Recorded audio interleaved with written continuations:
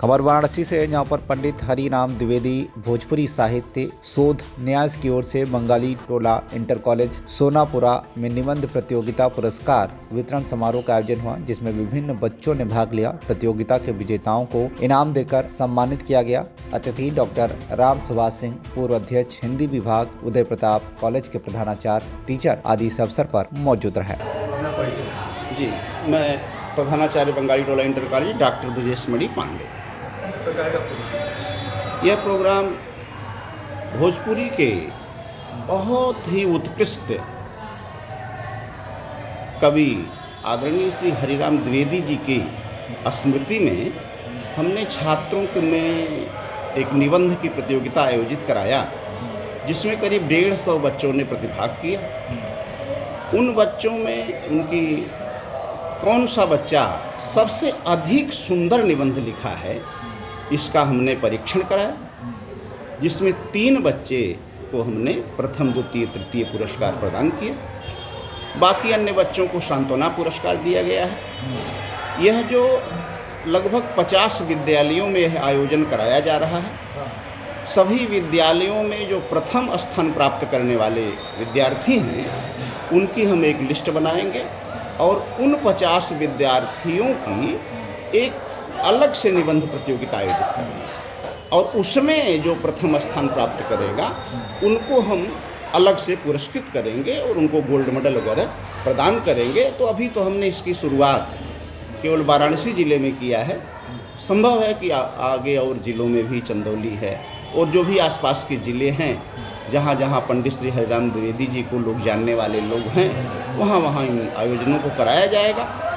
और दूसरी चीज़, द्विवेदी जी की सबसे बड़ी विशेषता यह थी कि वह इतने उच्च कोटि के विद्वान, इतने बड़े भोजपुरी के सशक्त हस्ताक्षर, और फिर भी उनके जीवन में इतनी सरलता थी, इतनी सहजता थी, कहीं भी कोई बनावटीपन नहीं था।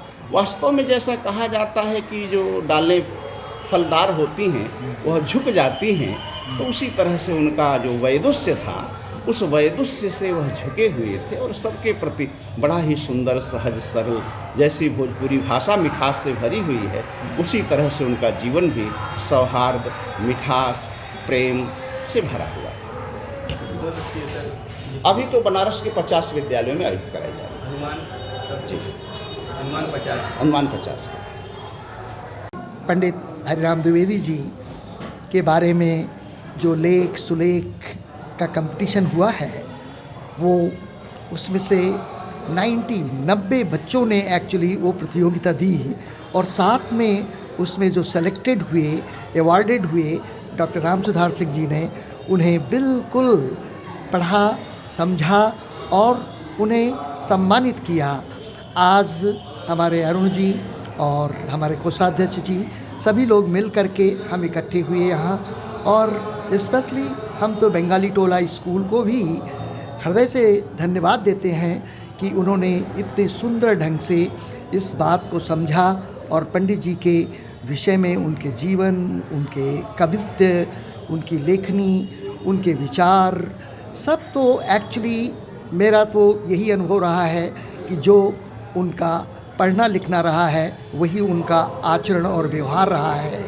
तो आप सभी को धन्यवाद। सर, बात की जाए इस तरह की प्रतियोगिता का क्या उद्देश्य है? इस तरीके के जो हमारे विद्वान होते हैं या कवि हृदय होते हैं, उन्होंने अपनी अभिव्यक्तियाँ तमाम विषयों पे समय समय पर देते रहते हैं, तो उनको बच्चों के संज्ञान में लाने के लिए प्रतियोगिता बहुत आवश्यक होती है कि वो हमारे पूर्व को जाने, है ना, हमारे एंसेस्टर जो लिख गए हैं, जो उन्होंने चिंतन किया है, मनन किया है, उसके ऊपर उनका भी ध्यान जाए और उसमें विशेष जो गुणवत्ता है सभी उनके लेख में, उनके जीवन में, उस सब को वो ग्रहण करें और जो अनुसरण करने लायक है उसे अनुसरण करें।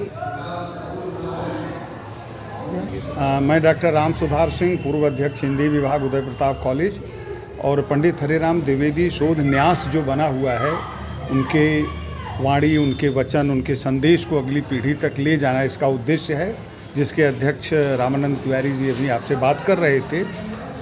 बंगाली टोला इंटर कॉलेज के अंदर यह प्रतियोगिता रखी गई इसके महासचिव अरुण जी का यह सोचना था कि पंडित जी आज हमारे बीच में नहीं हैं, लेकिन जो थाती उन्होंने हमें सौंपी है भारतीय संस्कार की, भारतीय संस्कृति की, हमारे मूल्यों की, हमारे जो 16 संस्कार रहे हैं उनके गीत की, नदी के बारे में जो उनकी चिंता है, गंगा के बारे में उनकी जो चिंता है, यह अगली पीढ़ी तक हम कैसे पहुंचावें।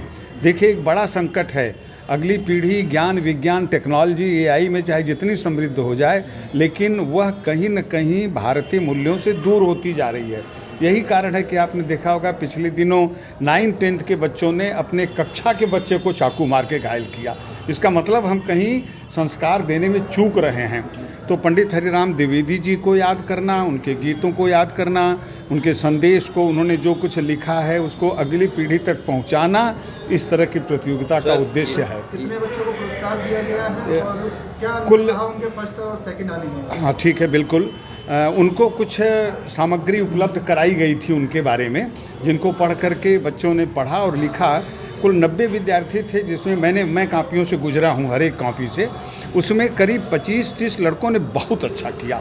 8-10 ऐसे थे जिन्होंने लापरवाही किया, लेकिन अधिकांश बच्चों ने जो सामग्री दी गई थी उनके जीवन के बारे में, उनके बचपन के बारे में, उनकी रचनाओं के बारे में, उनके प्राप्त पुरस्कारों के बारे में, जो कुछ भी था उसको अच्छे ढंग से किया गया।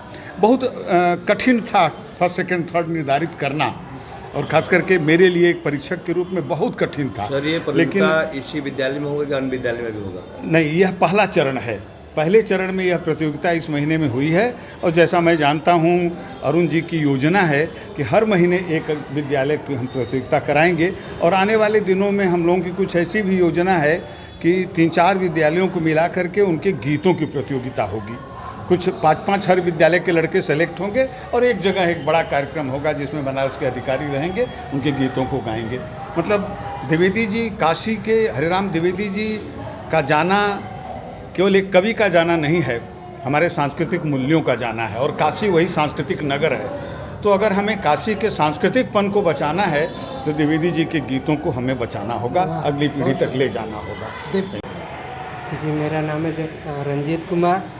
मैं कक्षा 12 कॉमर्स में पढ़ता हूँ बंगाली टोला इंटर कॉलेज में, और मैं निबंध प्रतियोगिता में भाग लिया था, जिसमें से पंडित हरिराम द्विवेदी जी पर निबंध लिखा था, उनके व्यक्तित्व कृतित्व को दिखाया था उसमें। किस तरह के क्वेश्चन आपसे किए गए थे, किस तरह का डिफिकल्ट था, क्या किस तरह की तैयारियाँ थी आपकी? जी, मैं बताता हूँ कि उसमें उनके सारे जितने भी वो साहित्यकार में अपना व्यक्तित्व दिखाए, निबंध लिखे, रचनाकार दिए, उस सब के बारे में क्वेश्चन पूछा गया था। उनकी पूरी जीवन उसके बारे में दिए थे। इस एग्ज़ाम से आपको क्या प्रेरणा मिलती है?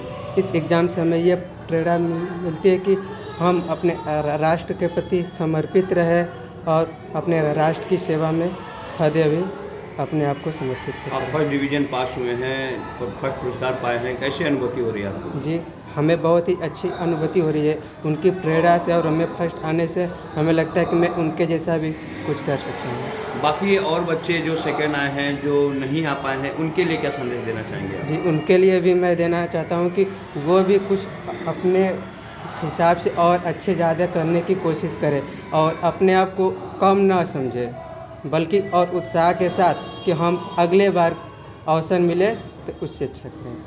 वाराणसी से नजीमुद्दीन खान की रिपोर्ट, TV1 इंडिया न्यूज।